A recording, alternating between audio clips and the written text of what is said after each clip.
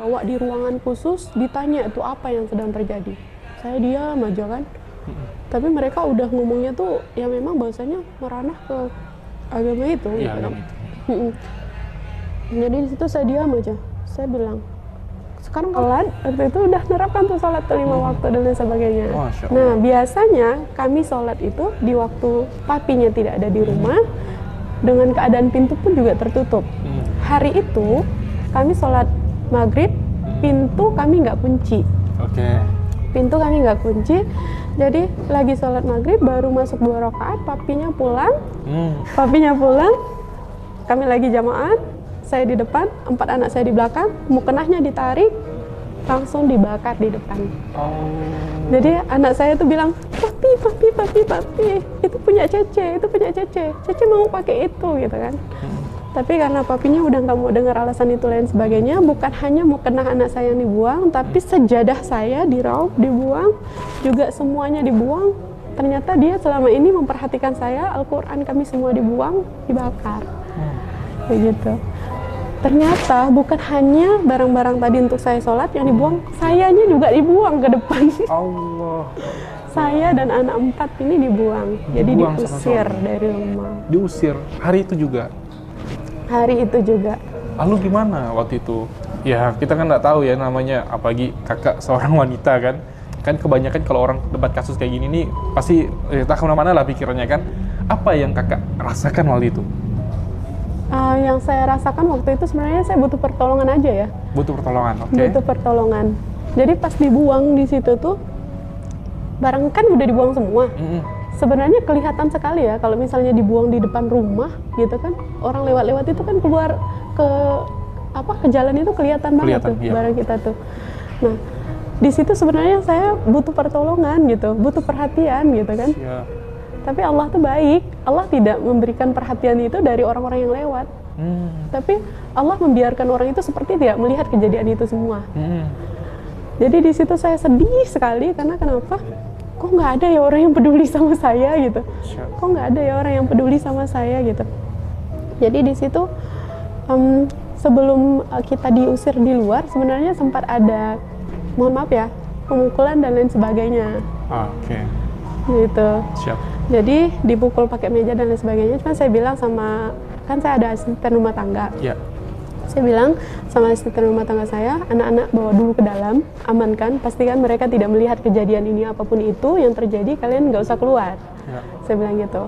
Ini urusan saya sama dia. Jadi meja itu dipotong, dipukul ke saya.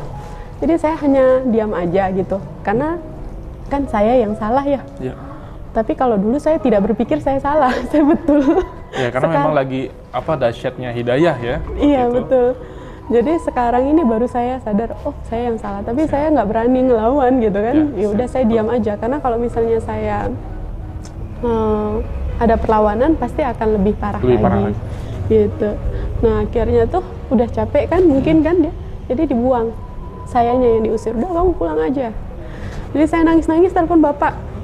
Pak, saya diusir gitu kan, jemput saya. Pak, saya diusir, saya bilang gitu. Karena apa? Karena ini gitu kan.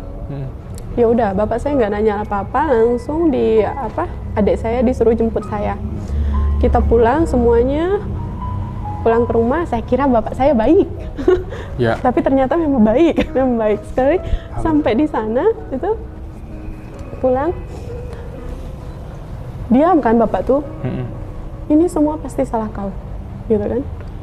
Kau tuh bodoh. Posisi bapak itu waktu itu masih non muslim kan kak? Bapak itu udah muslim, Oh udah muslim. tapi tidak mengerti Islam. Oh berarti bapak mualaf juga ya? Iya, mu'alaf juga. Oke, lanjut kak. Nah, jadi di situ kata bapak saya, kamu tuh bodoh.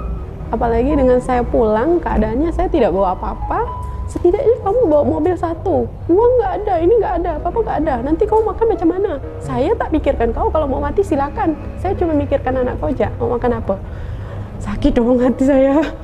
Di situ, di fase itu ibaratnya saya lagi butuh seseorang yang ibaratnya tenang ya, kamu pasti bisa, kamu semangat ya gitu, yang nyemangatin saya. Tapi ternyata itu di luar dari apa yang saya bayangkan gitu. Tidak ada yang mendukung saya, bahkan saya di situ diusir balik sama bapak. Udah, kamu pergi aja, aku tak mau lihat kau gitu kan. Aduh, rasanya tuh sakit sekali. Mama semua nggak ada yang peduliin. Yang dulunya ibaratnya tuh apa-apa ke saya gitu kan. Tapi setelah saya diusir, ibaratnya saya udah nggak punya apa-apa. Ternyata semua menjauhi saya. 2 minggu saya bertahan di situ, hanya nangis dan nangis. Nggak mungkin saya balik ke rumah lagi, udah diusir. Aduh, saya sekarang jadi pengen nangis. Astagfirullahaladzim. Jadi di situ nggak mungkin saya balik ke sana juga. Sementara kondisi di rumah tidak baik-baik saja, gitu kan. Jadi saya memohon sama mama saya. Mama saya pun juga sebenarnya berpihak ke bapak saya. Mama, saya bilang, minta tolonglah mak. Saya tidak minta harta kalian. Saya tidak minta kalian bantu saya. Saya tidak minta support seperti yang kalian berikan kepada saudara yang lainnya gitu.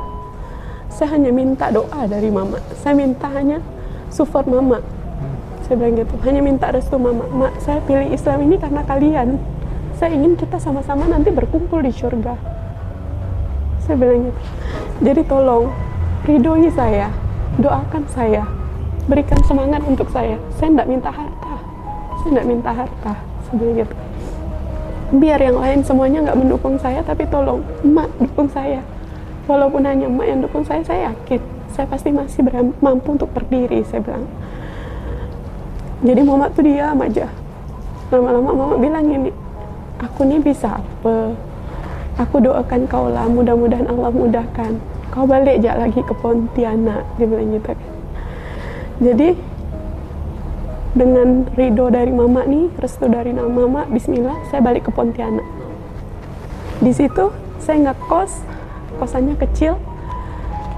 Kalau diukurkan itu hanya berapa ya, 2,5 kali 3, nggak sampai kayaknya, 2,5 kali 2 lah gitu ya. Dengan 4 anak. 4 anak. Makan di situ, minum di situ, tidur di situ, semua aktivitas di situ. Ditambah lagi 1 pengasuh saya. Karena kalau saya kerja nggak mungkin anak saya tinggalkan begitu aja. Anak saya masih kecil-kecil kemarin. Jadi kami pernah makan itu dikasih tetangga 2 piring untuk 5 orang. Saya pengen nangis jadinya. Seperti itu, makanya bismillah doa saya tahu rasanya menjadi mu'alaf itu bahwasanya resiko pertamanya pasti diusir dari rumah, dijauhi dari keluarga dan lain sebagainya. Setelah saya berhijrah, saya memberanikan diri karena ada rasa yang seperti ini. Saya melihat juga bahwasanya di tempat kami itu banyak sekali yang muslim, banyak sekali yang Islam tapi mereka tidak berislam. Apa maksudnya banyak yang Islam tapi tidak berislam? Mereka Islam, tapi mereka tidak mengerti apa itu Islam. Bahkan 2 kalimat syahadat saja mereka tidak mengerti. Untuk sholat 1 tahun sekali, hanya Idul Fitri dan Idul Adha, pun mereka syukur-syukuran. Jadi saya bismillah door to door, rumah ke rumah, untuk datangin mereka, mengajak mereka untuk belajar mengenal Islam. Itu untuk mualaf atau yang muslim, Kak? Yang saya datangi? Iya. Iya, mualaf semua. Mualaf semua. Mualaf semua. Oke, berarti saat ini masih seperti itu? Sekarang ada yang melanjutkan. Karena saya fokus belajar. Fokus belajar? Iya. Jadi di situ, alhamdulillah, saya door to door seperti itu. Ya. Ada yang ngusir saya, ada yang menghina saya, mencaci, memaki saya. Dan itu bukan orang jauh. Keluarga sendiri. Ada yang bahasanya seperti ini. Kalian yakin Lisa itu mengajarkan kebaikan sama kalian, mengajarkan Islam yang benar sama kalian? Sementara kalian tahu dia siapa. Masa orang bodoh ngajarin orang bodoh?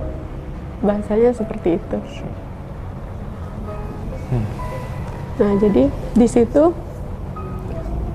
tantangannya tuh tidak mudah sekali.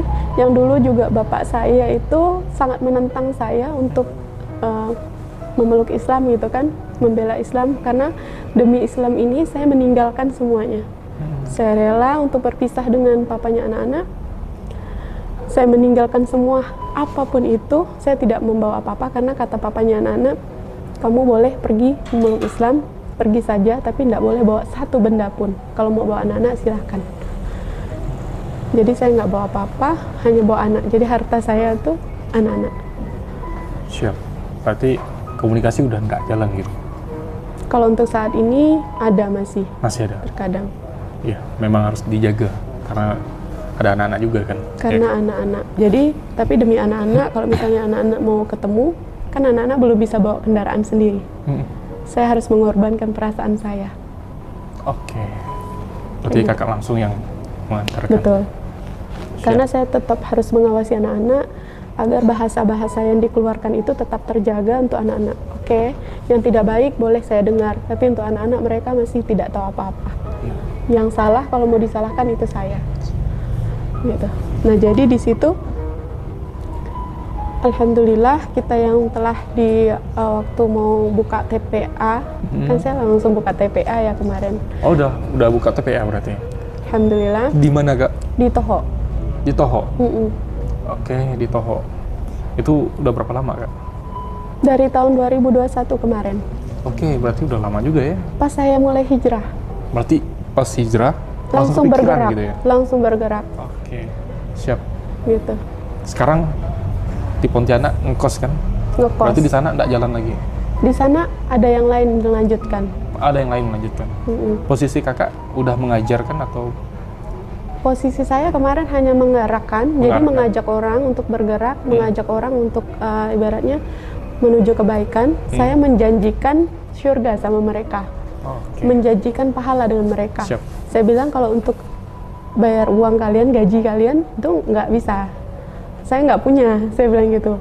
Kadang saya untuk kesini aja isi bensin itu cukup-cukup, pas-pas. Kadang saya pergi nggak bawa uang, pulang dari sini saya dikasih bapak. Saya bilang gitu. Siap. Nah, jadi saya hanya menjanjikan pahala sama mereka, menjanjikan surga sama mereka. Dan alhamdulillah mereka mau, ada ya juga yang mau bergerak gitu, mau mengajarkan di situ. Siap. Nah, di situ karena saya tidak bisa untuk mengajar, tadi yang Mas bilang, jadi saya cari orang yang bisa ngajar.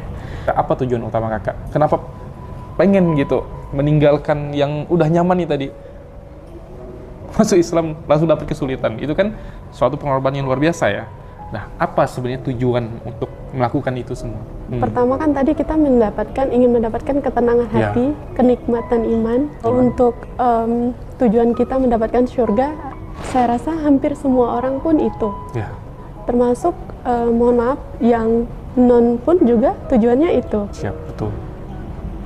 Kalau saya saat ini dan sampai saat ini di depan ini gitu kan, saya ingin mengajak lebih banyak lagi umat di dunia itu merasakan kenikmatan iman Islam. Masya Allah. Jadi bukan hanya banyak, saya melihat bahwasanya orang itu bisa mengaji, bahkan mereka itu mengaji dengan baik dan benar, tajwid dan lain sebagainya mereka bagus sekali. Tapi mereka tidak mengerti apa yang mereka baca. Oke, siap.